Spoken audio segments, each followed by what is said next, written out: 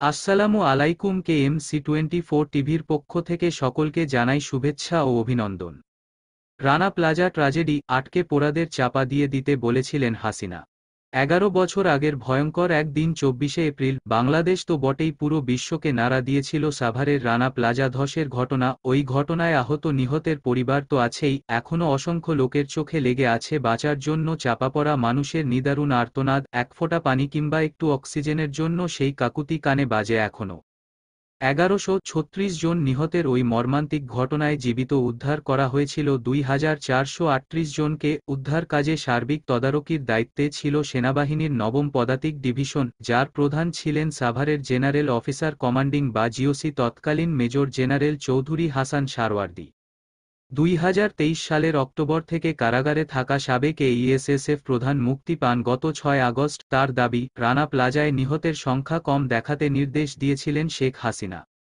তিনি বলেন, উদ্ধার কাজের এক পর্যায়ে সাবেক প্রধানমন্ত্রী শেখ হাসিনা আমাকে নির্দেশ দিলেন, অনেক তো উদ্ধার হলো, এবার আটকে পোড়াদের চাপা দিয়ে দাও। উদ্ধার কাজ বন্ধ করতেও নির্দেশনা দেন সাবেক এই প্রধানমন্ত্রী, তবে তা বন্ধ করতে রাজি হননি তিনি। জবাবে বলেছিলেন, এটি অসম্ভব। শেখ হাসিনার নির্দেশেই উদ্ধার কাজ চালাচ্ছিলেন তিনি। প্রথমে তাকে জীবিত কিংবা মৃত শেষ ব্যক্তিটাকে উদ্ধার না হওয়া পর্যন্ত এই অভিযান চালানোরও নির্দেশনা দেয়া হয়েছিল।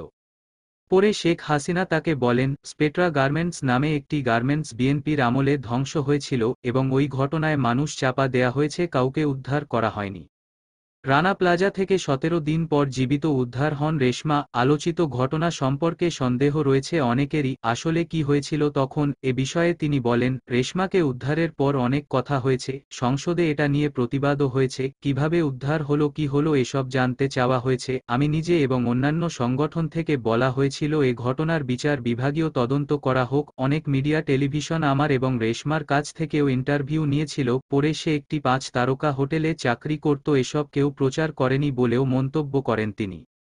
শুধু রানা প্লাজা নয়, 2012 সালের নভেম্বর মাসে তাজরিন ফ্যাশন নামে একটি পোশাক কারখানায় আগুনে অঙ্গার হন 117 পোশাক কর্মী, আহতের সংখ্যা ছাড়িয়েছিল 200 এর মতো। হাসান সারওয়ার্দীর দাবি, তাজরিন ফ্যাশনের ঘটনার সময়ও তাকে আইন সিদ্ধ নয় এমন নির্দেশনা দিয়েছেন সাবেক সরকার প্রধান। তিনি বলেন, প্রথমে সেনা সদরের মাধ্যমে এবং পরে প্রধানমন্ত্রী নিজেই বলেন এই লাশগুলোকে পুলিশের কাছে দিয়ে গুম করে ফেলতে হবে। আমি এর কারণ জিজ্ঞাসা করাই প্রধানমন্ত্রী বললেন, গুম না করলে পরের দিন বিএনপি এবং খালেদা জিয়া লাশ নিয়ে মিছিল করবে, রাস্তাঘাট বন্ধ করে সরকারের বিরুদ্ধে আন্দোলন শুরু করবে। এমন আরও অনৈতিক নির্দেশনা অমান্য করায় তিনি আওয়ামী লীগ সরকারের অপ্রিয় পাত্রে পরিণত হন বলে দাবি করেন ন্যাশনাল ডিফেন্স কলেজের সাবেক এই কমান্ড্যান্ট। সকল প্রকার আপডেট, সংবাদ, ফানি, বিনোদন ও সামাজিক ভিডিও দেখতে আমাদের চ্যানেল KMC24 টিভি সাবস্ক্রাইব করুন। ধন্যবাদ।